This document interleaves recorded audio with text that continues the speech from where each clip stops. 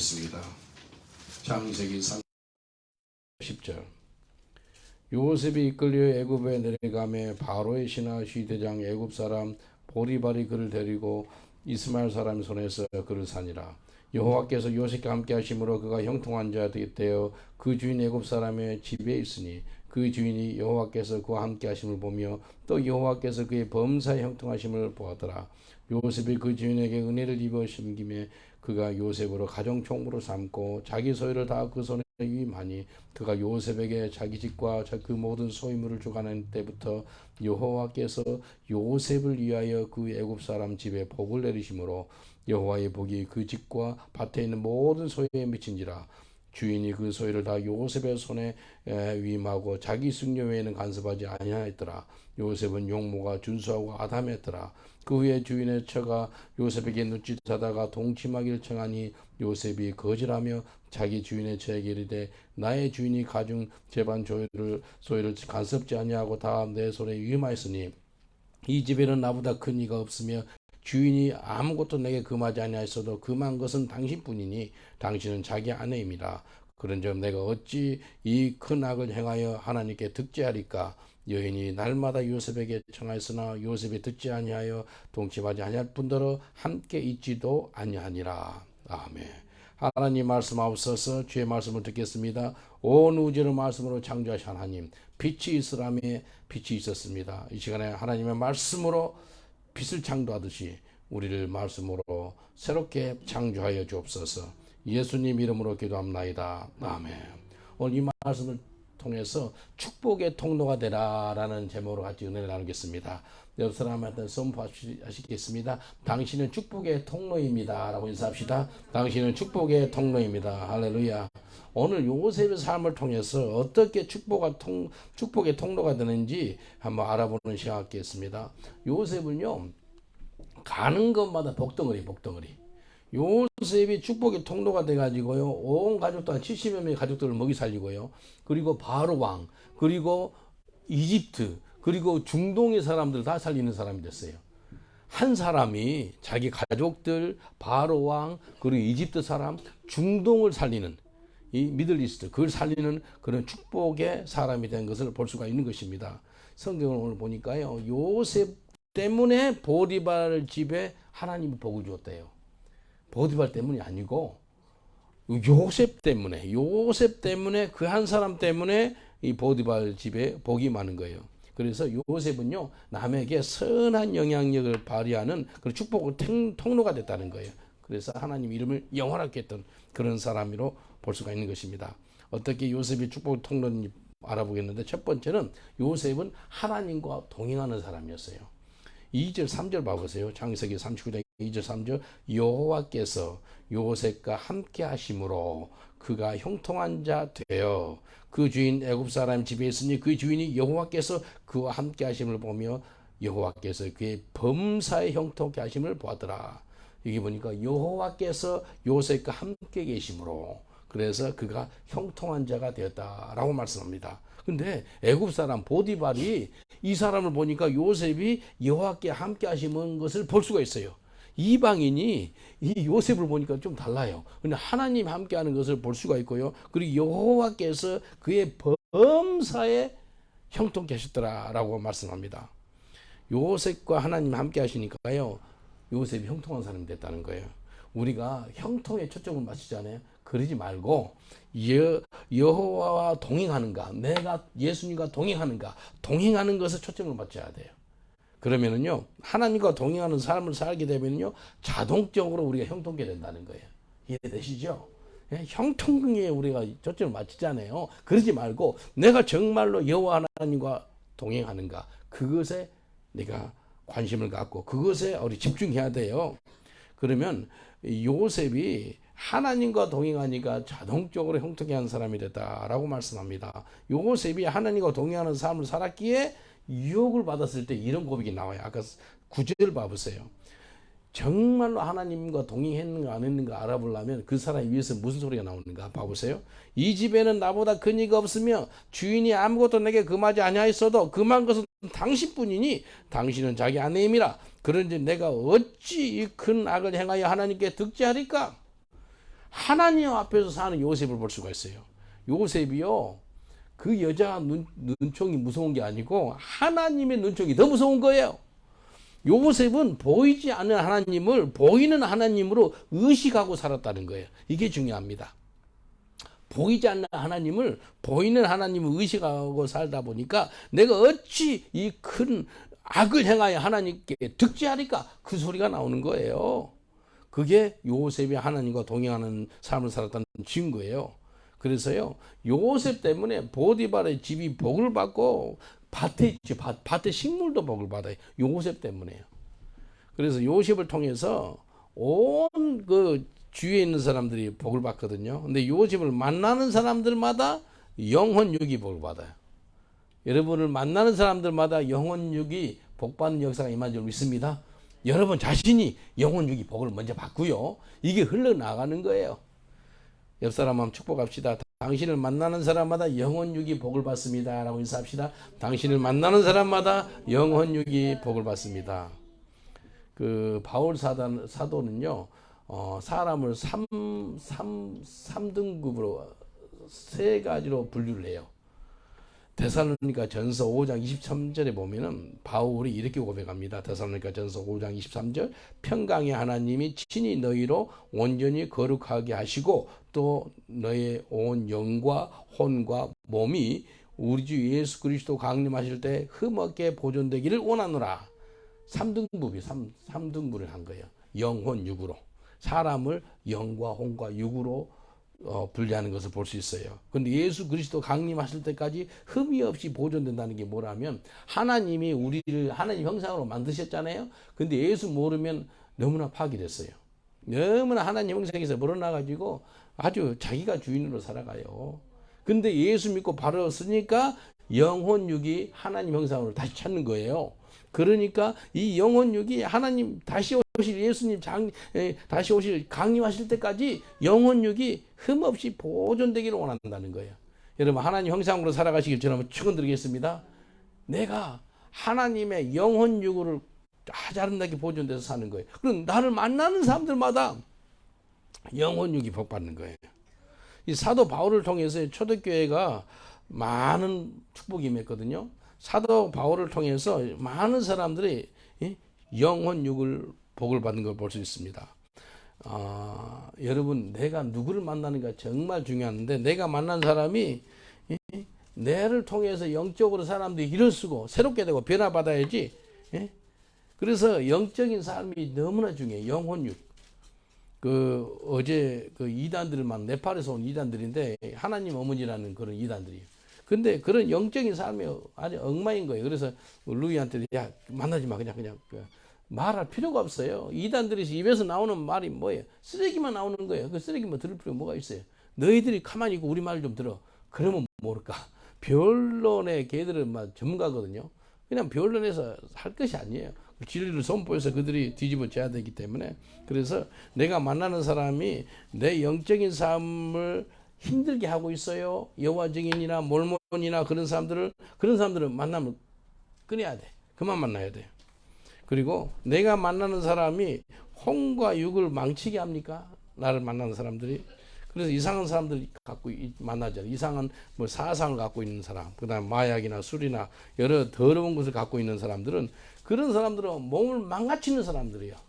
그래서 바울은 내 영혼 육이 흠없이 보존되기를 원하노라 라고 말씀하셨거든요. 그래서 내가 만나는 사람이 나를 통해서 영혼 육이 복을 받아야 된다니까요. 그렇게 되길 주의 이름으로 축원드리겠습니다. 다윗은 하나님이 임재 가운데 있었어요. 하나님과 동행하였어요.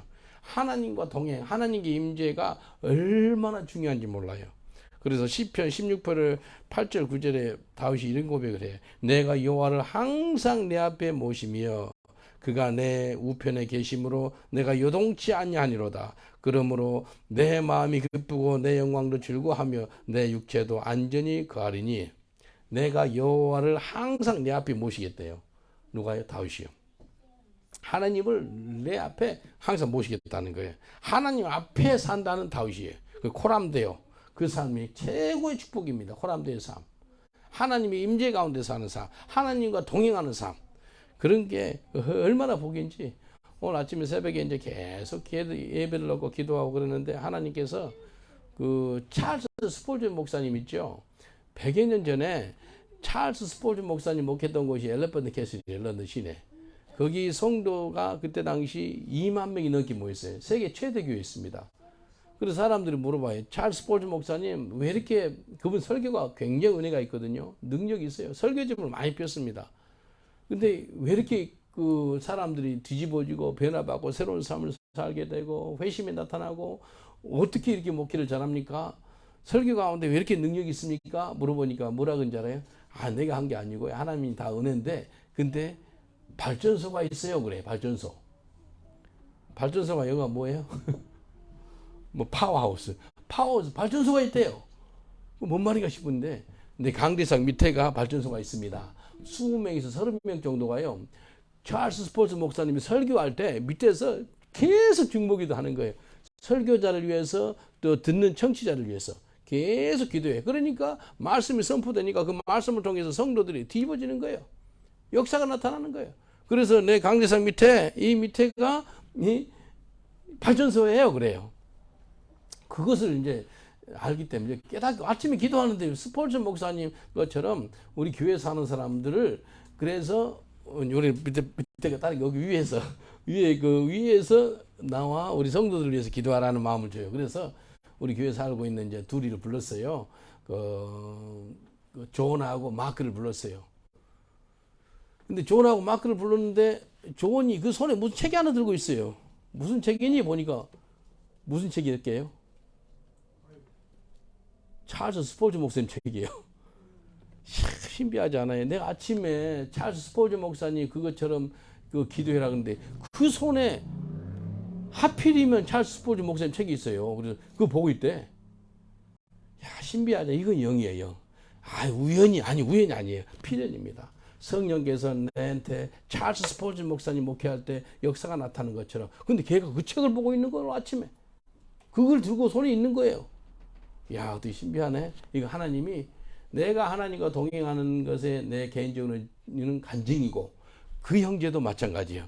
어떻게 자기가 찰스 스폴전을 찾고 있는데 아침에 자기를 부르는 게 찰스 스폴전, 그 책을 보고 있는데 나를 불러서 그 책에 대해서 그 사람에 대해서 이야기한 거예요. 지금 위에서 기도하고 있습니다. 위에서 저와 여러분을 위해서 넣고 기도하고 있어요. 그리고 한인들이 좀 많이 나와서 같이 한인교회에 좀 부흥이 말 수 있도록 기도하고 있습니다. 이게 어텐던스도 중요하거든요. 숫자 아니에요. 그게 아니에요. 민수기가 뭐예요? 성경의 66권 중에서 민수기가 영어로 뭐죠? 넘버스. 얼마나 숫자가 중요한지. 성경 한 권이 숫자라니까. 책이 넘버스, 숫자. 베드로가 설교하니까 길에서 수많은 사람이 예수를 믿었더라. 그렇게 안 하고 몇 명 믿었다죠? 3,000명. 숫자를 기록을 해요.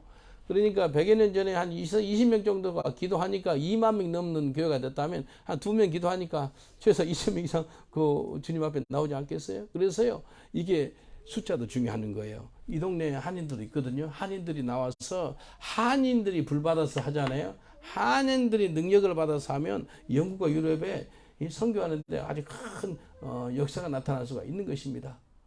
며칠 전에, 지난주에 그 꿈이 있는 교회 이용기 목사님하고 식사를 했어요.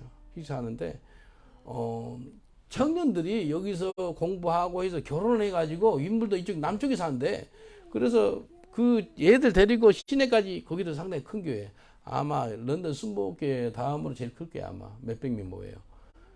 근데 이제 기도하는 가운데 4월 달에 윈블던에다가 교회를 개척하라는 마음을 줘서 그 신혼들 있죠.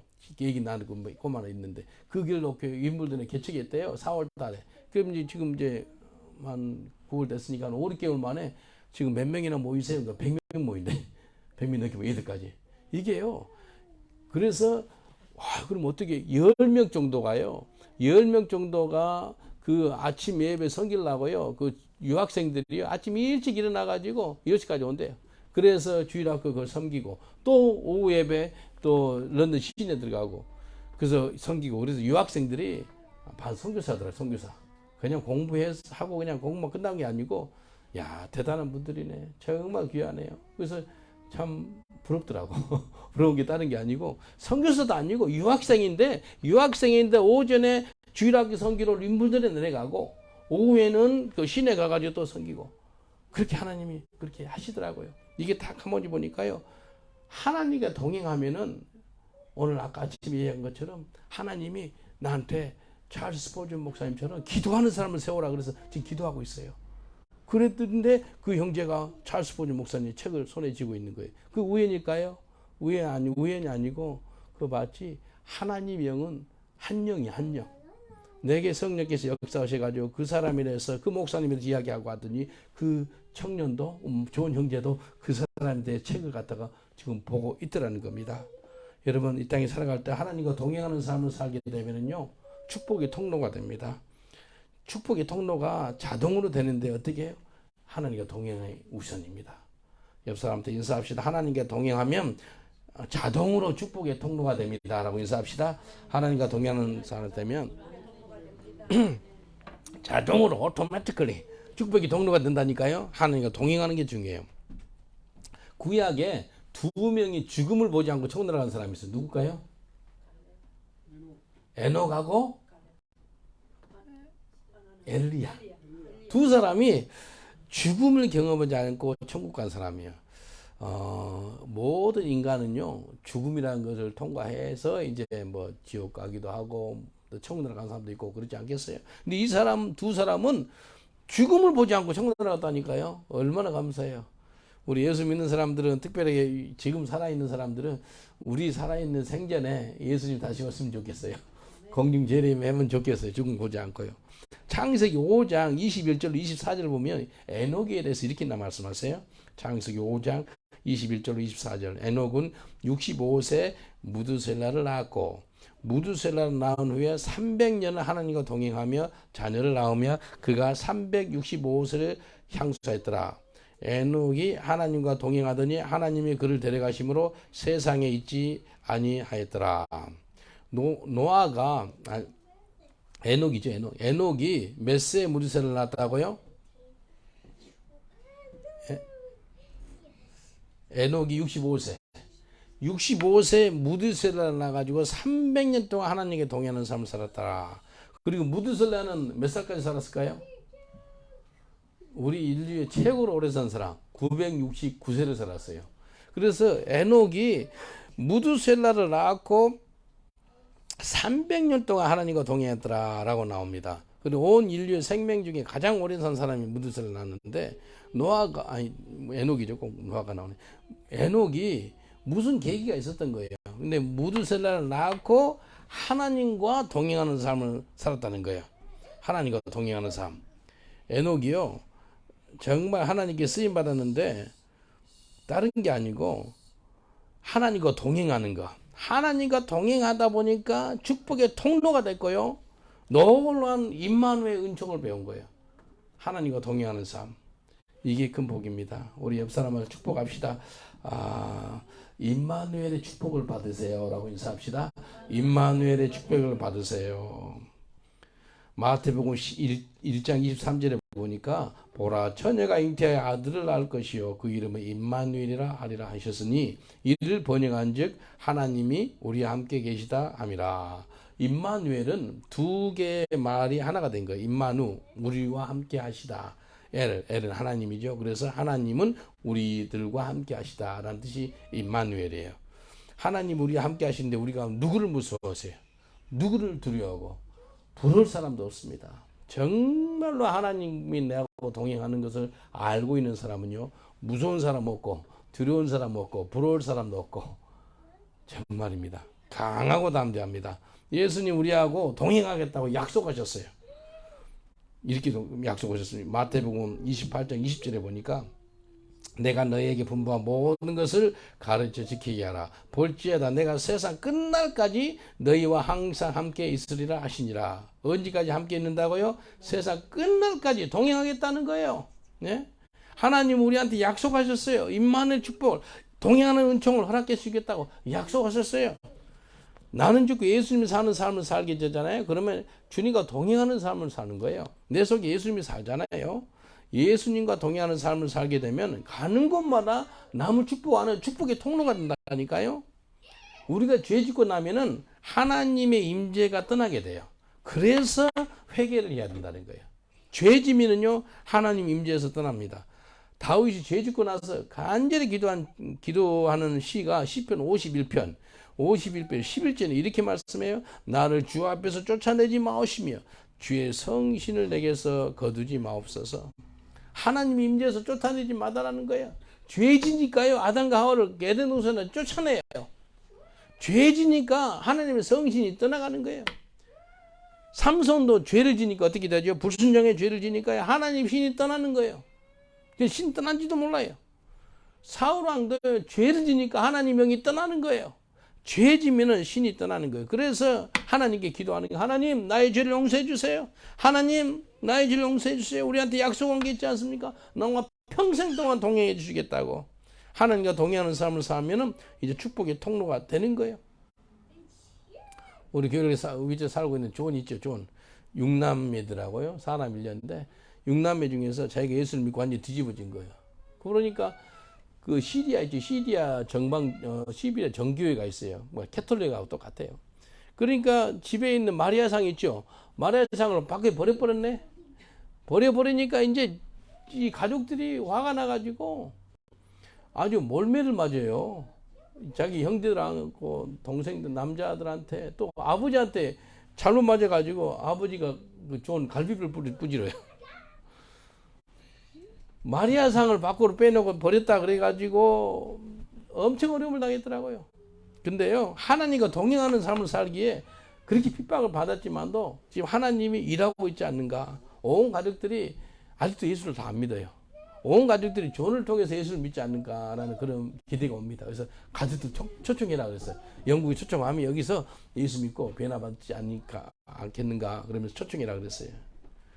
우리 가족 중에서 제가 맨 먼저 예수를 믿었거든요. 그래서 막 나한테 핍박을 많이 했어요. 미친놈이라 그러기도 하고요. 막 내도 욕을 하고 그랬는데 지금은요 우리 어머님이 나한테 목사님 그러고요. 얼마나 좋아하는지 몰라요. 완전히 변해받았어요. 이게요 하나님과 동행하는 증거가요 나를 통해 가지고요 나와 하나님이 함께 하시니까요 우리 어머님이 변하게 되더라는 거예요. 여호와께서 한번 봐보시려면 창세기 39장 21절로 창세기 39장 21절로 23절 여호와께서 요셉과 함께 하시고 그에게 인자를 더하사 전옥에게 은혜를 받게 하시매 전옥이 옥중 죄수를 다 요셉의 손에 맡김으로 그 재반 사물을 요셉이 처리하고 전옥은 그의 손에 맡긴 것을 무엇이든지 돌아보지 아니하였으니 이는 여호와께서 요셉과 함께 하셨습니다. 여호와께서 그의 범사에 형통케 하셨더라. 요셉이 보디발의 그 부인 그 사람의 그 잘못 악한 것을 통해서 감옥살이에요. 근데 여호와께서 요셉과 함께 하시고 언제? 감옥 가운데 있을 때. 감옥에 들어가도 여호와께서 함께 하시더라는 거예요.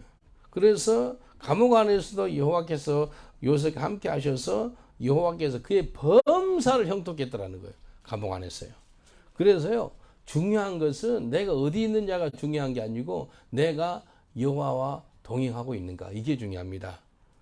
진짜 중요한 것은 어디에 있든지 상관치 않습니다. 감옥에서도 하나님 함께 하셨고요. 감옥 밖에서도 종로에도 하나님 함께 하셨고요. 여호와께서 함께 하시냐 이것이 중요합니다. 옆 사람을 축복합시다. 하나님이 함께 하시면 축복의 통로가 됩니다. 라고 인사합시다. 하나님이 함께 하시면 축복의 통로가 됩니다. 예. 나를 통해서 온 가족에게 영원육을 축복하는 거예요. 예. 하나님이 우리 함께 하시면 놀라운 은총을 베풀어 주십니다. 그래서 우리가 축복의 통로가 되는 거예요. 다윗이 법궤를 가져오다가 잘못 실수로 가져와가지고 그 우사가 죽어요. 그래서 이 법궤를 갖다가 어느 집에다 갖다 준다면 오벳 에돔 집에다가 세 달을 갖다 놔요. 오벳 에돔 집에 다윗이 갖다 놓은 그 법궤 때문에 오벳 에돔 집 있죠. 집안이 완전히 복을 받습니다. 완전히 새롭게 돼요. 세 달 동안 하나님 법궤가 있으니까 그 집안이 바꾸지더라니까요. 여호와의 법궤는 하나님 임재를 상징하거든요. 하나님의 임재가 오벳 에돔 집에 세 달 동안 있으니까 그 집안이 바꿔져요. 여러분, 이게요, 새로운 복된 가정이 되는 거는요, 하나님이 우리 집안에 머물고 있는가, 하나님이 우리와 함께 하고 있는가, 이게 중요합니다. 둘째는요, 축복의 통로가 되는 사람은 하나님과 사람을 축복합니다. 창세기 39장 5절 보니까 그가 요셉에게 자기 집과 그 모든 소유물을 주관한 때부터 여호와께서 요셉을 위하여 그 애굽 사람의 집에 복을 내리심으로 여호와의 복이 그의 집과 밭에 있는 모든 소유에 미친지라. 요셉이 축복의 통로가 되는데 하나님과 사람을 축복한다니까요. 이 땅에 살 때 십자가 신앙이 중요하잖아요. 십자가가 뭐예요? 위로는 하나님, 옆으로는 사람인 거예요. 예? 십자가가 위로는 하나님을 축복하고 옆으로는 사람을 축복하는 거예요. 이게 십자가의 신앙이에요. 하나님을 축복하고 하나님을 사랑하고 옆으로는 내 이웃을 내 몸처럼 사랑하는. 마태복음 22장 37절로 39절 예수님이 가장 큰 두 계명을 말씀하세요. 마태복음 22장 37절 39절 예수께서 가라사대 네 마음을 다하고 목숨을 다하고 뜻을 다하여 주